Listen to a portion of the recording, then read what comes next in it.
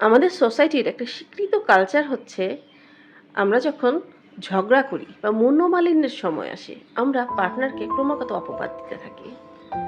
তুমি এটা করেছো, তুমি ওই ভুলটা করেছো, তোমার কারণে এটা হয়নি, আমি ভুল করেছি তোমার কাছে এসে, তোমাকে পেয়ে আমি খুশি হইনি, এই ধরনের কথা আমরা খুব বেশি বলি। একে তো আমরা কখনোই প্রশংসামূলক বাক্যের সাথে পরিচিত না, এই কালচারটা আমাদের তৈরি হয় নাই, তার উপরে আমরা ক্রমাগত অপবাদ দেওয়ার একটা টেন্ডেন্সিতে পড়ে গেছি।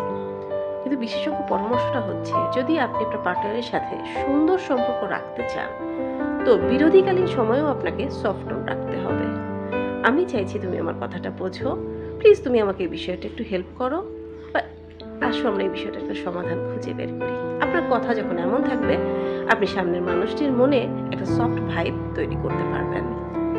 মনে রাখবেন, মানুষ শুধু বাইরে থেকেই হারায় না, ভেতর থেকেও